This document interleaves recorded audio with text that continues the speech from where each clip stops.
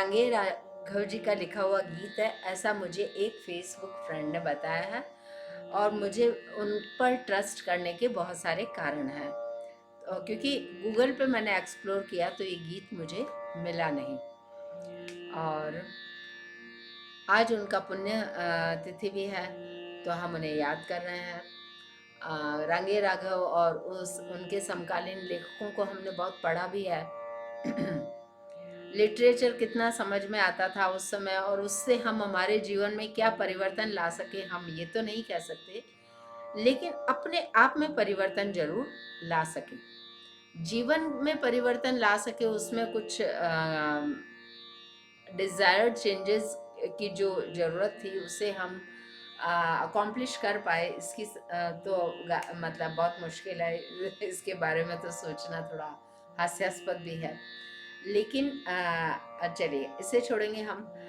उपशास्त्रीय, उपशास्त्रीय का अर्थ है कि इजी हो जाता, उपवास किया, उपशास्त्रीय, उपपत्नी।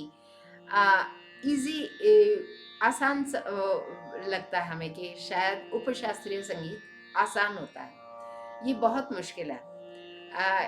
सबसे ज्यादा कठिन है उपवास। उपवास करना, भूखे रहना, भूखे रहना अर्थात खुद के साथ रहना। खुद के साथ रहना ही सबसे ज्यादा मुश्किल है। मेरे भीतर जो रहा उसके साथ रहना सबसे ज्यादा मुश्किल है। फिर हम साइकोलॉजिकली खुद को तैयार करते हैं, उसके साथ रहना लगभग नामुमकिन है कॉन्शियसली।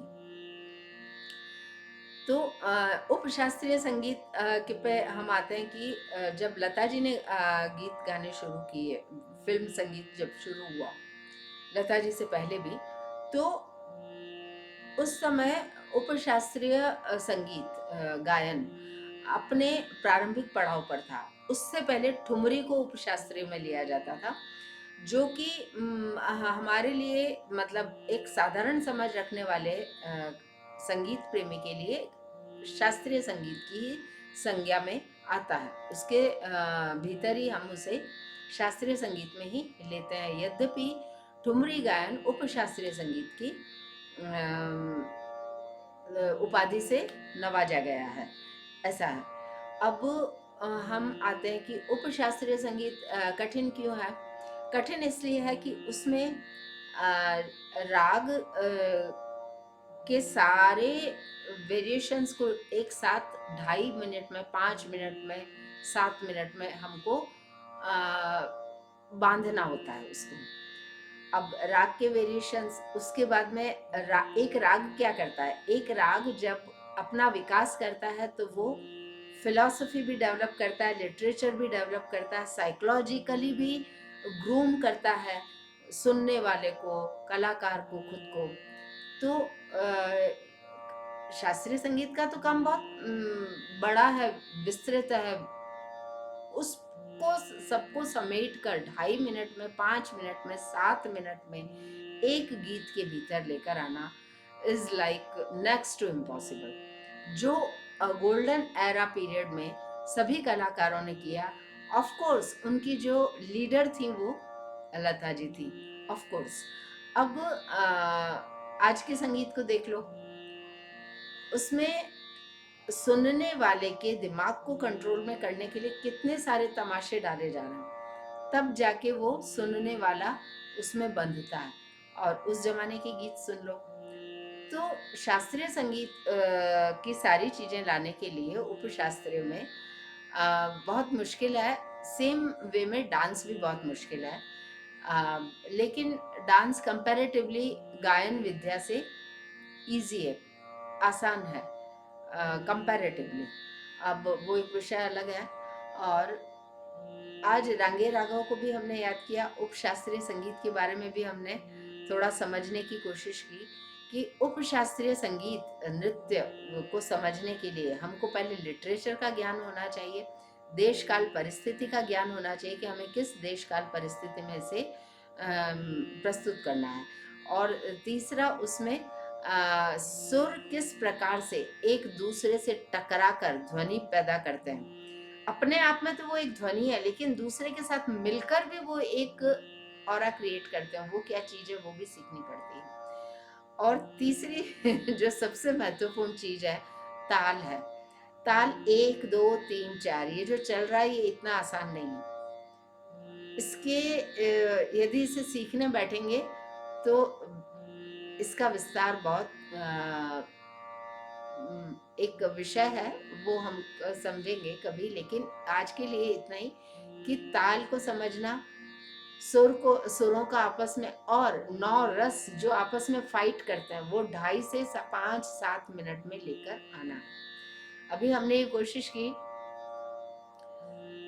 इसमें प्यार भी है, तकलीफ भी है, सेपरेशन भी है, और नायक या नायिका के लिए पूरा उसमें अपना समर्पण है, उस पर विश्वास है, खुद से ज़्यादा है, और ये सारे जो चीज़ें हैं ये हमारे जैसे कलाकार उसको ला नहीं सकते। क्यों नहीं ला सकते? क्योंकि हम रियाज नहीं करते हैं, क्योंकि हम प्रैक्टिस नहीं करते हैं। ये गीत मैंने बीकानेर में रामेश्वर जी सोलंकी, उस जमाने के एक नामी गिरामी कलाकार थे, एस्टेब्लिश कलाकार थे, प्रतिष्ठित कलाकार थे बीकानेर में, उनसे सुना था, और प्रोबेबली उन्होंने इसे कंपोज भी किया है। तो मैं 2.5 साल की थी तब सुना था ये, और मुझे ये समझ में आ गया था। रेडियो पे तो गाने चलते ही थे, लेकिन मुझे ये चीज़ समझ में आ गई थी कि लाइव म्यूजिक आसपास के धुएं को खत्म करने की ताकत रखता है, सभी प्रकार के धुआं, और उसे समाप्त करना, अब आप समझदार हैं, समझ लीजिए। तो ये चीज़ मुझे समझ में आ गई थी, लेकिन मुझे साथ में ये भी समझ में आ गया था, क्योंकि मैं पक्की बनिया हूँ, तो मैंने ये समझ लिया था कि इसमें बहुत मेहनत है। रात दिन मतलब आपके कम पड़ेंगे, 24 घंटे कम पड़ेंगे इस कला को अपने नियंत्रण में लेने के लिए। तो बस जरूरत जितना ही प्यार रखा कि जिसमें आसानी से हो जाए। बहुत मुश्किल है, गायन विद्या दुर्हो विद्या है। इसको समझने के बाद किसी और चीज को समझने की आवश्यकता नहीं है।